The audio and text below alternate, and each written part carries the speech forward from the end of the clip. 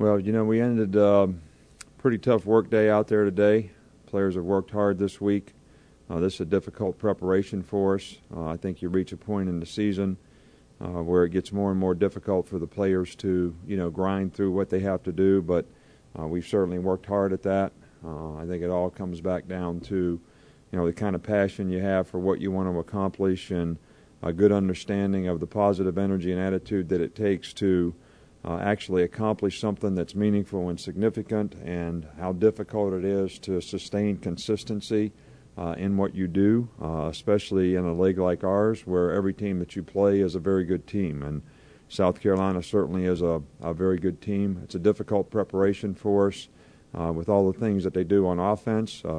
Steve Spurrier is a very, very good offensive coach, and Ellis Johnson does a great job with their defense, and they've got some very good defensive players.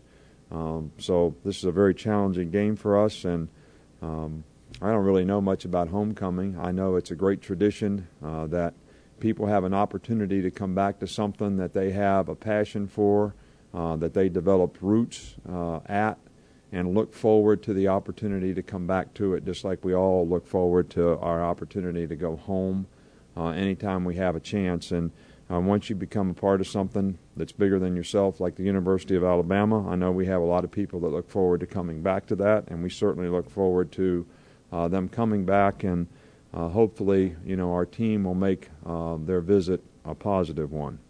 It was great to see that we had two players, Rolando McClain and Terrence Cody, and the finalists from the Lombardi Award, and or semifinalist or whatever. But I think both those guys have worked hard and done a great job for our team, and I think it's interesting that teams that have success seem to have more guys that get opportunities for positive self-gratification through these kinds of awards, and we're always happy to see players and coaches and people in our organization that get recognized for all the good work that they do for our team and our university and representing it in a first-class way. We don't really have any injury update. There's nothing really different than what we talked about before. Coach, since Jeremy Pruitt was Corey Reamer's defensive back coach in high school, do you guys ever talk about his progress from then to now? Excuse me? Jeremy Pruitt was Corey Reamer's DB coach back in high school. Right. Does he ever talk about him as a high school player, where he's come from then? Not really. I always tell Pruitt that he did such good a job of coaching him as a defensive back, we had to move him to linebacker.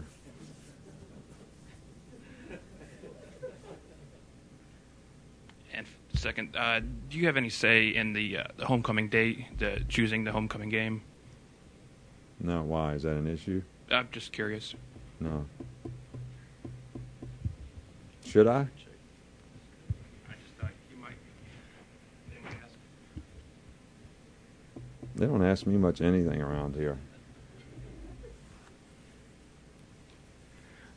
Coach, a guy who's not playing this year, but somebody we hadn't asked about yet is Phelan Jones. I'm just curious how he's progressing and if he's somebody you could see helping in the future. Yeah, he does a nice job every day in practice. I think that, early in camp and during camp we tried to, give him a lot of reps so he'd get a chance to learn our system. Right now he works on the scout team and doesn't get a lot of chance and opportunity to make progress in that regard, but I've certainly seen a lot of positive signs. He's certainly athletic enough and has the physical tools and seems to be a bright enough guy to be able to understand the concepts and learn. He's in the meetings every day, so he is getting a lot of exposure to it, and I think this winter and this spring will be a real key for a guy like him, and there'll be a lot of opportunity because we are losing some players in the secondary this year with graduation, so a lot of opportunity for a lot of guys we recruit as well.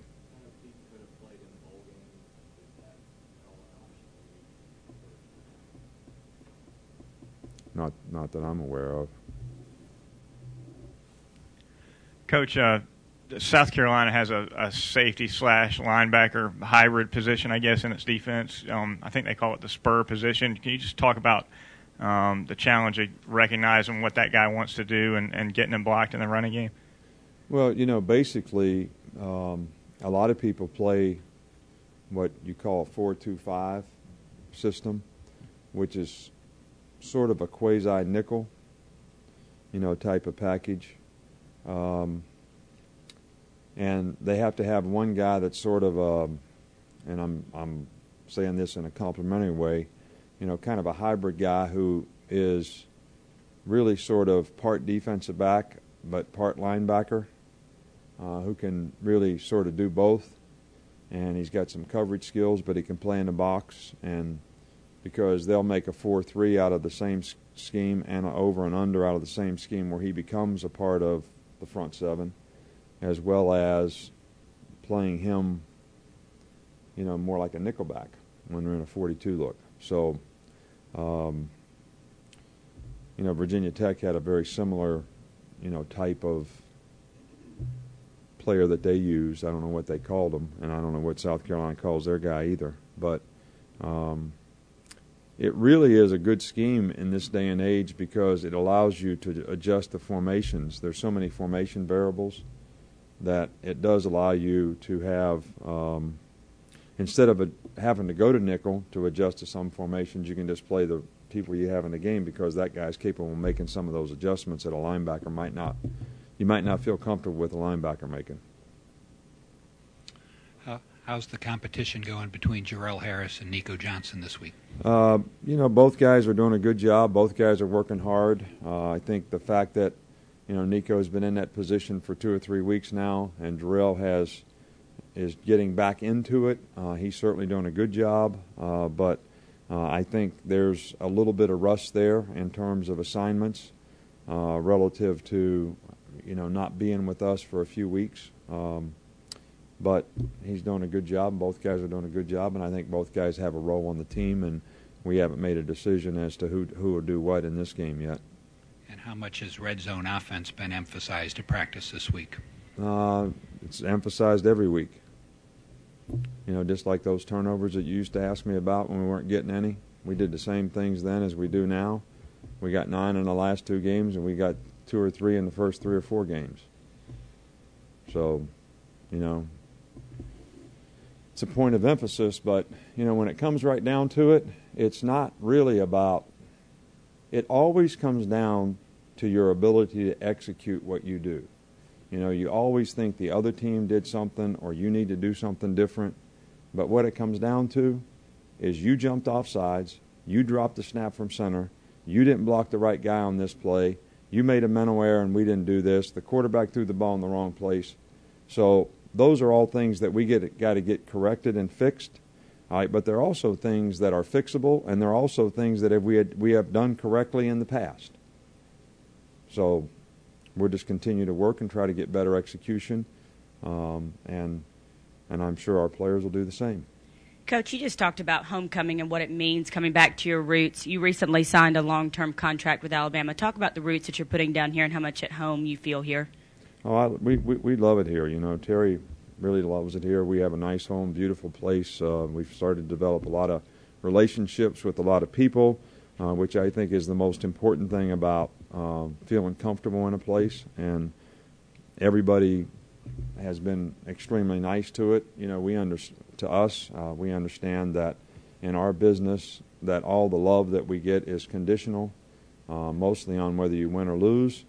So we do understand that very well, but we also appreciate the positive energy and support that everybody has given us. And we not only do we enjoy being the coach here, but we enjoy very much being a part of the community. We enjoy very much giving back to the community, and that's very important to us so that people understand that they're important to us as well.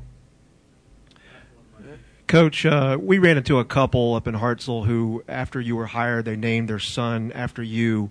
The dad said he's actually met you and told you that story. I was just curious, what was your reaction when you heard that these folks actually named their son after you? Well, I'm certainly, it's an honor to have anybody named after you, but I could think of a whole lot of probably maybe people that they could have chosen that might have been a little bit more, how do I say, I don't know, maybe a positive image for their child growing up. But I guess if they never see me at practice and they never see me get angry and they never see some of the not so good things, I guess it's okay. And I would go back to, I hope that, if we ever lose a game, that they're not disappointed. All right, thanks.